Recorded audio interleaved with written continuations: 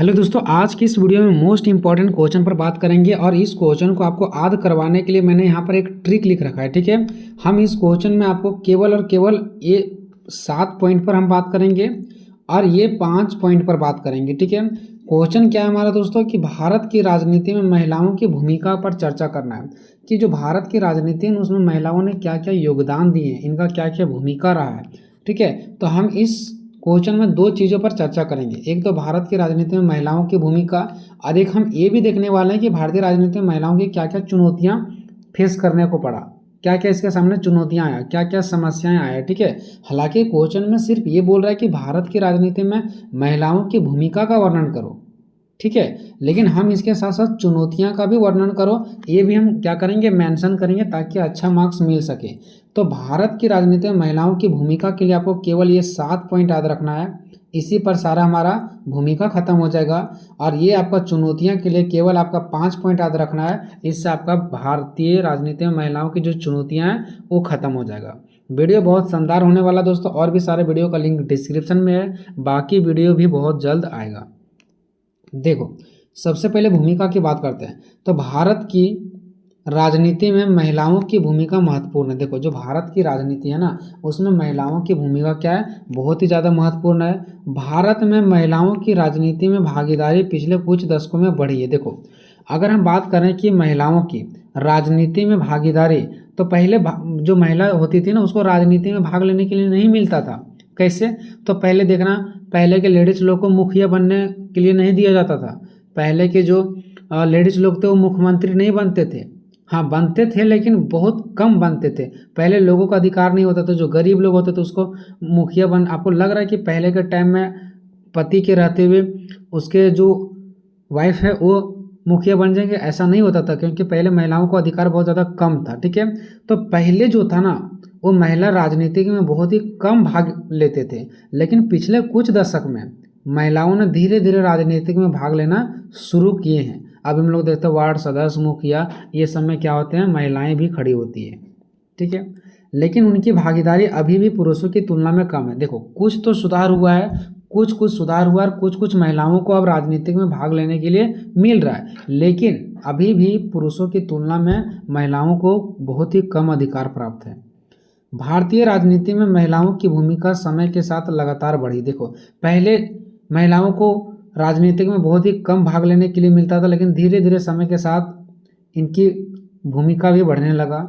ठीक है, और राजनीतिक में भाग लेने लगे। उन्होंने स्वतंत्रता संग्राम से लेकर के आधुनिक लोकतंत्र तक महत्वपूर्ण योगदान दिया। देखो, महिलाओं ने स्वतंत्रता संग्राम से, जब हमारा देश की लड़ाई चल रहा था स्वतंत्र होने के लिए, ठीक है, उसी टाइम से महिलाओं ने लड़ाई लड़े हैं। ठीक है, और आधुनिक लोकतंत्र यानी कि अभी के समय तक भी महिलाओं अपने अधिकार के लिए लड़ाई लड़ रहे हैं और क्या कर रहे हैं, अपने देश को विकास में भी क्या कर रहे हैं, योगदान दे रहे हैं। पहले क्या किया, अंग्रेजों को यहाँ से हटाने के लिए महिलाओं ने लड़ाई की है, और अभी भी अगर किसी भी तरीक़ा से महिलाओं के साथ गलत होता है तो महिलाओं ने आंदोलन भी करते हैं। तो महिलाओं स्वतंत्रता संग्राम के समय भी क्या कर रहे थे, भूमिका निभा रहे थे। और आधुनिक लोकतंत्र मतलब अभी के जो हमारा देश है अभी का समय, ठीक है, अभी भी ये क्या कर रहे हैं, महत्वपूर्ण योगदान निभा रहे हैं। पहले भी निभा रहे थे और अभी भी निभा रहे हैं। देखो, पंचायत और नगर पालिका में महिलाओं को 33% सीटों का आरक्षण दिया गया, जिससे उनकी भागीदारी और भी बढ़ गया। देखो, पंचायत मतलब पंचायत लेवल पर, जिसमें से गांव वगैरह आ जाएगा सारा, और नगर पालिका मतलब शहर के अंडर, ये समझना। ठीक है, पंचायती व्यवस्था जो पंचायत के अंदर आ जाए, नगर पालिका जो मतलब नगर के अंदर आ जाए, यानी कि शहर का बात है। यानी पंचायत और जिला स्तर पर, नगर मतलब क्या है, वही शहर जिसको जिला बोलते हैं। ठीक है, तो पंचायत और जिला स्तर पर महिलाओं को 33% सीटों का आरक्षण दिया गया, ताकि इनकी भागीदारी राजनीतिक में ज़्यादा हो सके और ये राजनीतिक में ज़्यादा भाग ले सके।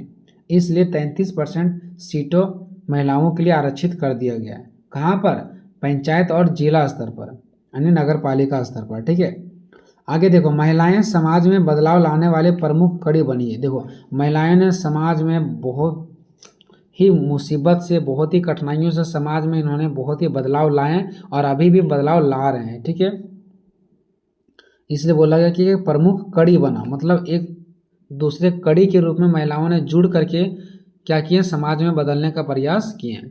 उन्होंने बाल विवाह रोका, जो पहले बच्चे में ही विवाह हो जाता था उसको रोकने का प्रयास किया महिलाओं ने।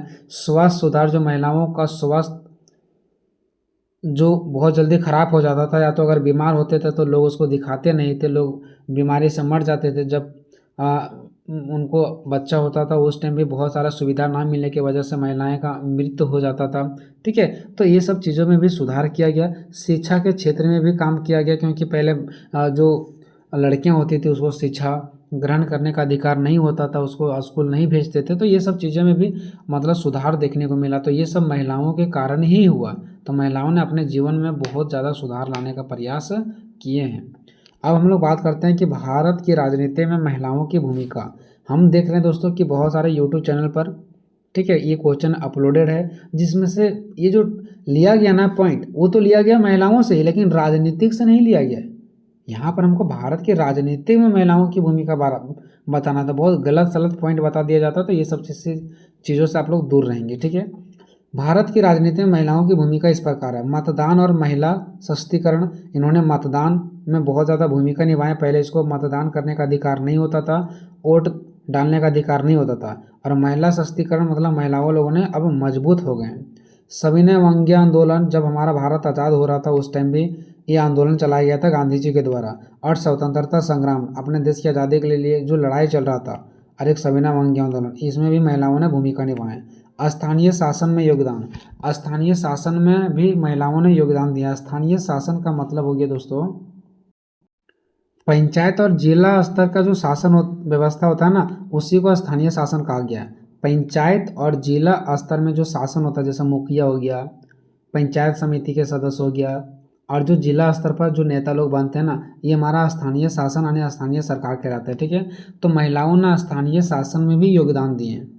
ठीक है, वो भी कैसे, वो भी देखेंगे। राजनीतिक दलों में भी भूमिका, महिलाओं ने राजनीतिक दल के रूप में भी भूमिका निभाया। राजनीतिक दल मतलब अनेक पार्टियों में भी ये लोग शामिल हुए हैं। अलग अलग राजनीतिक दलों में भी महिलाओं ने शामिल हुए और चुनाव लड़ने लगे। ठीक है, बढ़ता प्रभाव, महिलाओं का धीरे धीरे प्रभाव बढ़ रहा था। 73वें और 74वें संविधान में लागू किया गया, जो महिलाओं के लिए स्पेशल बनाया गया। ठीक है, 73वें संविधान संशोधन जो है वो पंचायत से रिलेटेड है, जबकि 74वें संविधान संशोधन जिला से रिलेटेड है। ठीक है, और पंचायत में भी और जिला में भी, दोनों में महिलाओं को आरक्षण दिया गया 33% का। ठीक है, तो ये इन्हीं के लिए बनाया गया था, पंचायत के लिए और जिला के लिए। और यहाँ की महिलाओं का स्थिति इससे क्या हो गया, सुधर गया। उच्च पद की प्राप्ति, महिलाओं को उच्च पद की भी प्राप्ति होने लगे, जैसे महिला राष्ट्रपति बनने लगे, प्रधानमंत्री भी बनने लगे, मुखिया बनने लगे। ठीक है, मतदान और महिला सशक्तिकरण। देखो, महिलाएं भारत में मतदाताओं के रूप में महत्वपूर्ण भूमिका निभाती है। ठीक है, यानी महिलाएं ने भी क्या करती है, मतदान करती है, वोट डालते हैं, जिसके माध्यम से सरकार जीतती है, जिससे लोकतंत्र में उनकी भागीदारी सुनिश्चित होती है। और ये लोकतंत्र में अपना भागीदारी बनते हैं वोट डाल करके, है ना। महिला सशक्तिकरण के कारण, महिला सशक्तिकरण मतलब क्या, मजबूती के कारण उनकी राजनीतिक चेतना और मतदान व्यवहार में वृद्धि हुआ है ना। महिलाओं की ताकत बढ़ते गया है, इनका शक्ति बढ़ते गया, जिसके कारण राजनीतिक में और मतदान में, दोनों में, मतदान मतलब वोटिंग डालना, और राजनीतिक तो आप जानते ही है, राजनीतिक में और मतदान में दोनों में इनका वृद्धि हुआ है, जो सार्वजनिक नीति निर्धारण में उनकी उपस्थिति बढ़ाता है ना। इससे क्या होता है, सार्वजनिक जो नीति, हमारा सरकार का जो नीति बनता है, उसमें ये बहुत ही ज़्यादा महत्वपूर्ण भूमिका निभाते हैं, क्योंकि इनका भी राय सरकार को मानना पड़ता है। ये जिस नेता को जिताएंगे वही नेता आगे जा कर के सरकार का नीति बनाएंगे ना, यानी कि कानून बनाएंगे। तो इसका मतलब है कि ये सरकार का चुनाव कर रही है और सरकार आगे कानून बनाती है। इसका मतलब है सार्वजनिक नीति में महिलाओं क्या करती है, भूमिका निभाती है। आगे देखो, सविनय अवज्ञा और स्वतंत्रता संग्राम में भूमिका। गांधी जी के नेतृत्व में सविनय अवज्ञा आंदोलन किया गया था, जो कि महिलाओं ने साहस के साथ सक्रिय भागीदारी किया। सविनय अवज्ञा आंदोलन के टाइम महात्मा गांधी के साथ मिलकर के महिलाओं ने कदम से कदम भाग लिए। और स्वतंत्रता संग्राम, जो हमारे देश की आज़ादी के लिए जो लड़ाई और भी लड़ा जा रहा था, और भी सारा जो आंदोलन थे, उसमें भी भागीदारी निभाई। ठीक है, भारतीय राजनीति में उनकी भूमिका मजबूत किया। ठीक है, यानी कि भारत की राजनीति में महिलाओं की जो भूमिका है ना, वो बहुत ज़्यादा मजबूत किया गया। स्थानीय शासन में योगदान, महिला जो थी ना, वो स्थानीय शासन में योगदान दिया। स्थानीय शासन मतलब पंचायती स्तर पर और जिला स्तर पर इन्होंने भूमिका निभाई। देखते हैं क्या निभाए। पंचायती राज संस्थाओं में महिलाओं नेता ने ग्रामीण विकास, शिक्षा, स्वास्थ्य, ठीक है, स्वच्छता, महिला सशक्तिकरण के क्षेत्र में महत्वपूर्ण कार्य किए। देखो, स्थानीय शासन में योगदान, स्थानीय शासन के अंतर्गत आ जाएगा, जो जिला के अंदर काम आता है और पंचायत के अंदर काम आता है। अब जिला और पंचायत के अंतर्गत क्या क्या काम आता है? शिक्षा, स्वास्थ्य, स्वच्छता, साफ सफाई रखना, महिला सशक्तिकरण यानी कि महिलाओं को मजबूत करना, ये सब कार्यों में महत्वपूर्ण भूमिका निभाएं।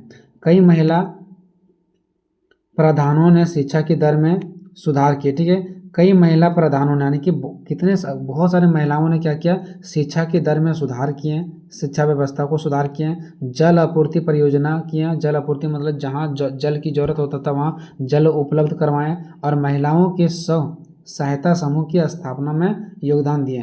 स्व सहायता समूह मतलब दोस्तों खुद के सहायता करना। महिलाओं का एक ग्रुपिंग होता था, उसमें से महिलाओं को खुद को सहायता मतलब किया जाता था, ठीक है। और इसमें इन्होंने योगदान दिए हैं। सीधा सीधे आपको लिखना है दोस्तों कि कई महिलाओं ने क्या किया? शिक्षा की दर में सुधार किया, जल आपूर्ति परियोजना में सुधार किया, ठीक है, और एक महत्वपूर्ण योगदान दिया। नेक्स्ट है राजनीतिक दलों में भूमिका। राजनीतिक दल मतलब क्या? अलग अलग पार्टी। तो भारत में महिलाएं मतदान करती है, मतलब वोटिंग करती है, सार्वजनिक पदों के लिए चुनाव भी लड़ती है। सार्वजनिक पद मतलब सरकारी पद के लिए चुनाव भी लड़ती है ताकि वो एक नेता बन सके। राजनीतिक दलों में शामिल होती है, वो क्या करती है? चुनाव लड़ने के लिए राजनीतिक दल में शामिल होती है। फिर भी उनकी समग्र भागीदारी पुरुषों की तुलना में कम है। भले वो चुनाव लड़ती है, राजनीतिक दल में शामिल होती है, इधर उधर घूमती है, यहाँ जाती है वहाँ जाती है, फिर भी महिलाओं की तुलना में उसका जो भागीदारी है ना राजनीति में वो कम है। क्योंकि जो एक पुरुष जितना एक्टिव होकर के राजनीति में भाग ले सकता उतना एक महिला नहीं ले सकती है ना। चुनाव में टिकट देने में महिलाओं को प्राथमिकता नहीं दी जाती है। यानी जो जब भी मान लो कि कोई एक पार्टी है, मान लो कांग्रेस पार्टी है, उसमें से कोई एक महिला जाना चाहती है और चुनाव लड़ना चाहती है, तो वहाँ के जो लोग होते हैं ना वो खास करके महिलाओं को ज़्यादा से प्राथमिकता नहीं देते, मतलब उसको अपने सीट में शामिल नहीं करते, अपने पार्टी में शामिल नहीं करते हैं। उनको लगता है कि ये क्या ही काम करेंगे आकर के। लेकिन कुछ जो दल होते हैं, कुछ पार्टी के लोग होते हैं, वो महिलाओं को महत्व देते हैं और अपने पार्टी में शामिल करते हैं और उसको मौका देते हैं। बढ़ता प्रभाव। महिलाएं न केवल स्थानीय प्रतिनिधित्व में बल्कि संसद और विधानसभा में भी निरंतर बढ़ती संख्या में उपस्थिति हो रही। देखो महिलाएं केवल स्थानीय सरकार नहीं बन रही है। स्थानीय सरकार मतलब निचले स्तर पर सिर्फ ये चुनाव नहीं लड़ रही है, बल्कि ये उच्च लेवल पर भी चुनाव लड़ती है, जैसे संसद और विधानसभा में भी ये क्या करती है? भाग लेती है। कुछ प्रमुख महिला नेतृत्वों ने देश की राजधानी में अहम भूमिका निभाई। यानी कि इनका ये कहना है कि कुछ महिलाएं ऐसे हैं जो हमारे देश की राजनीति, सॉरी यहाँ पर राजनीति लिखा है, ठीक है। थोड़ा रात का वीडियो बना रहे हैं ना तो थोड़ा सा मतलब नींद की जैसा लग रहा है, जिसकी वजह से पढ़ने में थोड़ा सा दिक्कत होता है। देखो महिलाओं ने क्या किया? इनका प्रभाव बढ़ने लगा। ये सिर्फ अब छोटे पद पर नहीं बल्कि उच्च पद पर भी चुनाव लड़ने लगे, ठीक है। और ये एक भारतीय राजनीति में एक अहम भूमिका निभाए, जैसे कि जिनमें इंदिरा गांधी, सुषमा स्वराज, ममता बनर्जी जैसे नाम शामिल है। ये सब जो है वो एक उच्च पद पर क्या थे? उच्च पद पर स्थापित थे, ठीक है। ये एग्जाम्पल मैंने आपको दिया, जैसे इंदिरा गांधी हो गया, ये हो गया, ये हो गया, ये सब क्या थे? उच्च पदों पर थे। और सेम ऐसा ही महिलाओं भी अब उच्च पदों पर भी चुनाव लड़ने लगे, ठीक है। नेक्स्ट 73वें और 74वें संशोधन, जो कि सिर्फ और सिर्फ महिलाओं के लिए बनाया गया था, ठीक है। यानी पंचायती राज, ये जो 73वें संशोधन था और 74वें, ये पंचायती से और जिला स्तर से संबंधित था, जिसमें से महिलाओं को इसके अंतर्गत 33% का आरक्षण दिया गया है। भारतीय संविधान के 73वें और 74वें संशोधन के तहत ग्राम पंचायत और स्थानीय स्तर, ग्राम पंचायत मतलब पंचायत से रिलेटेड, और स्थानीय स्तर पर है ना, पंचायती स्तर पर और स्थानीय स्तर पर मतलब वही जिला स्तर पर, आप समझो, ठीक है। आप सीधा सीधे ऐसे लिख सकते हैं दोस्तों कि भारतीय संविधान के 73वें और 74वें संशोधन के अंतर्गत महिलाओं के लिए ग्रामीण यानी कि गांव में 33% आरक्षण प्रदान किया गया है। इसका प्रभाव ग्रामीण भारत में अत्यंत सकारात्मक रहा, मतलब इसका प्रभाव ग्रामीण इलाकों में बहुत ही सकारात्मक रहा, मतलब अच्छा रहा, क्योंकि 33% सिर्फ महिलाओं के लिए है ना। कई महिलाएं प्रधान, सरपंच आदि बनकर स्थानीय प्रशासन में सक्रिय निभाएं, ठीक है। बहुत सारे महिलाओं ने प्रधान बने यानी मुखिया का चुनाव लड़े, सरपंच बने, और ये सब चीज़ बन करके स्थानीय प्रशासन में सक्रिय हुए। स्थानीय प्रशासन मतलब क्या हो गया? जैसे मुखिया बन गई तो ये स्थानीय प्रशासन हो गया। तो इस प्रकार से वो लोग बन करके क्या किए हैं? स्थानीय प्रशासन मतलब सबसे निचले जो सरकार आता है, जैसे मुखिया हो गया, पंचायत समिति के सदस्य हो गया। तो इस प्रकार से महिलाएं ये सब चुनाव जीतती थी और स्थानीय सरकार बनती थी। उच्च पद की प्राप्ति, महिलाएं क्या करती थी? उच्च पद की भी प्राप्ति करती थी। भारत में कई महिलाओं ने राष्ट्रपति, मुख्यमंत्री और केंद्रीय मंत्री जैसे उच्च राजनीतिक पद भी प्राप्त किए हैं। कोई राष्ट्रपति बन गया, कोई मुख्यमंत्री बन गया, कोई केंद्र मंत्री बन गया, तो उच्च पद भी प्राप्त किए। ये नहीं कि सिर्फ ये छोटे ही पद पर चुनाव लड़ते हैं, छोटे ही पद को ग्रहण करते हैं, नहीं, उच्च राजनीतिक पद प्राप्त किए हैं महिलाओं ने। वे महिला सशक्तिकरण यानी मजबूती, सामाजिक न्याय, बालिका शिक्षा, बालकों को शिक्षा देना और स्वास्थ्य जैसे क्षेत्रों में नीतिगत पहल में सक्रिय रही है। महिलाएं उच्च पद पर चुनाव लड़ती है, उच्च पद को ग्रहण करती है और बहुत सारे सुधार करने का प्रयास करती है। महिला नेता द्वारा महिलाओं और बच्चों के हितों में नीतियां बनाने में महत्वपूर्ण योगदान दिया। देखो, अगर कोई महिला नेता होती है ना, तो महिलाओं के लिए, बच्चों के लिए बहुत सारे अच्छे अच्छे नीतियां बनाते हैं। नेक्स्ट है भारतीय राजनीति में महिलाओं की चुनौतियां। कि अब देखो, मान लो कि अभी मैंने ये पढ़ा कि महिला किस प्रकार से राजनीति में धीरे धीरे कदम रख रही है, लेकिन फिर भी आखिर पुरुषों की जैसा महिलाएं राजनीतिक में कदम क्यों नहीं रख पा रही है? क्योंकि कुछ ना कुछ चुनौतियां, कुछ ना कुछ समस्याएं हैं। क्या समस्या है? पितृसत्तात्मक सोच। अभी भी हमारे समाज में पितृसत्तात्मक सोच बचा हुआ है। ये कौन सा सोच होता है दोस्तों? जैसे कि पहले, बहुत पहले ये सिस्टम था कि सारा अधिकार होगा किसका? लड़का का, लड़की का कोई भी अधिकार नहीं होगा। जैसे कि लड़की तो शादी होकर के दूसरे घर चले जाएगी, तो जमीन, संपत्ति, घर, दौलत, ये सब किसके हाथ में हो जाएगा? पिता के हाथ में हो जाएगा। प्लस में पिता के हाथ में हो जाएगा, यानी लड़के के हाथ में हो जाएगा, कभी भी लड़की के हाथ में नहीं होता है। प्लस में घर में जो मुखिया होता है, मैन आदमी, वो पिता को ही माना जाता है, माता को नहीं। इस प्रकार से यानी कि वैल्यू, बहुत पहले के टाइम से वैल्यू किसको देते हुए आ रहे हैं लोग? पिता को, यानी कि लड़के को। तो ये जो सोच है ना, पितृसत्तात्मक सोच, ये क्या करती है पता है? महिलाओं को गिरा देती है, इसको आगे बढ़ने नहीं देती है। असमान अवसर और संसाधन। महिलाओं को जो एक जैसा पुरुषों और महिलाओं में एक जैसा अवसर मिलना चाहिए, वो अवसर नहीं मिल रहा है और संसाधन भी नहीं मिल रहा है। मान लो यही अंतर देख लो, महिलाओं को फ़ोन देने के लिए 1000 बार सोचना पड़ता है, लेकिन पुरुषों के पास मोबाइल रहता है। तो हर एक संसाधन जो होता है ना, वो महिलाओं तक नहीं पहुंचता है। इसके वजह से भी बहुत सारी महिलाएं राजनीतिक में नहीं जा पाती हैं। शिक्षा की कमी भी होता है, क्योंकि शुरू से ये चला हुआ आ रहा है कि महिलाओं को शिक्षा नहीं देना है ना, कौन पैसा खर्चा करेगा? तो ये जो शिक्षा की कमी होता है ना महिलाओं में, जिसकी वजह से भी ये हमारे राजनीतिक में भाग नहीं ले पाते हैं। महिलाओं के साथ जो भेदभाव होता है, जिसकी वजह से भी ये राजनीतिक में भाग नहीं ले पाते हैं। चुनौतीपूर्ण साबित होना, एक घर परिवार देखेंगे या बच्चे को देखेंगे या अपना पार्टी को देखेंगे या लोगों को देखेंगे, तो कहीं ना कहीं ये चुनौतीपूर्ण साबित भी हो जाता है इसके लिए राजनीतिक में जाना। ठीक है। पितृसत्तात्मक सोच। देखो, भारत में महिलाओं को अक्सर पुरुषों से हीन माना जाता है, यानी कि पुरुषों को जितना अधिकार है उतना स्त्रियों को नहीं है।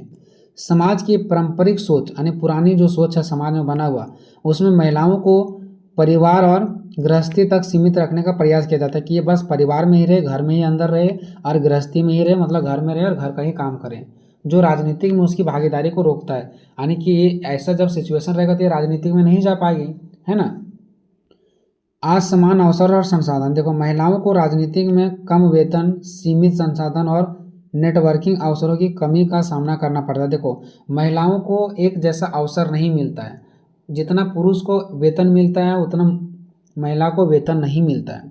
प्लस में जितना छूट पुरुषों को मिलता है, जितना संसाधन पुरुषों को मिलता है, उतना सारा चीज़ महिलाओं को नहीं मिलता है, जिसके वजह से महिलाओं क्या होती है? राजनीतिक में सही रूप से भाग नहीं ले पाती है ना, जिससे वे पुरुष उम्मीदवारों के मुकाबले करने में कम सक्षम होती है, जिसकी वजह से वो उम्मीदवार नहीं बन पाते हैं, मतलब राजनीतिक में भाग नहीं ले पाते हैं। शिक्षा की कमी। शिक्षा तक सीमित पहुंच के कारण, सीमित मतलब कम पहुंच के कारण महिलाएं राजनीतिक पद के लिए आवश्यक शिक्षा की जानकारी में कमी महसूस करते हैं। मतलब देखो, ये शिक्षित नहीं होते हैं, कम शिक्षा ग्रहण करते हैं, जिसके वजह से ये यानी कि राजनीतिक में नहीं जा पाते हैं। अगर राजनीतिक में जाते भी हैं तो कमज़ोर फील करते हैं, क्योंकि ये पढ़े लिखे नहीं होते हैं। महिलाएं के साथ भेदभाव। महिलाओं के खिलाफ राजनीतिक हिंसा, भेदभाव होता है। महिलाओं के साथ हिंसा किया जाता है, लड़ाई झगड़ा, इसके साथ भेदभाव किया जाता है, जिसके कारण राजनीतिक से दूर हो जाते हैं ये।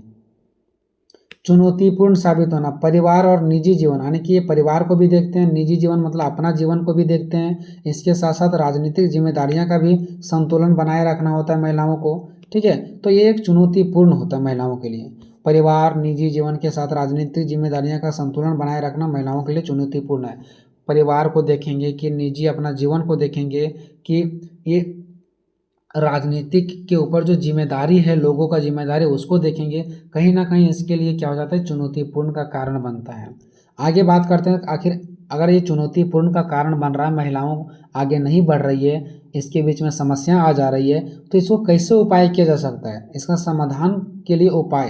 तो देखो, भारतीय राजनीति में महिलाओं की स्थिति में सुधार के लिए निम्नलिखित उपाय किए जा सकते हैं, ठीक है।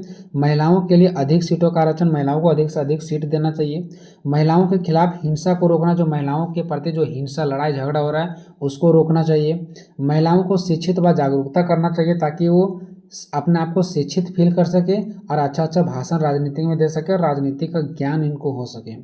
पुरानी विचारधारा को समाप्त करना, जो पुरानी विचारधारा है कि हमेशा पुरुष ही ये काम करेगा, स्त्री ये काम नहीं कर सकती, ऐसे विचारधारा को समाप्त करना। कार्य व जीवन को संतुलन करना। अब देखो, ये इनको कार्य और जीवन को भी संतुलन करना पड़ेगा, ठीक है, क्योंकि अपना जीवन को ये देखेंगे कि बच्चे को देखेंगे कि कार्य को देखेंगे, तो यहाँ एक समस्या हो सकती है। तो अगर ये कार्य और जीवन को संतुलन कर लेते हैं तो समस्या का समाधान हो जाएगा, ठीक है। आते हैं निष्कर्ष पे। भारत की राजनीति में महिलाओं की भूमिका बढ़ते जा रही है धीरे धीरे। पहले थोड़ा सा इनका भूमिका कम था, धीरे धीरे बढ़ रहा है।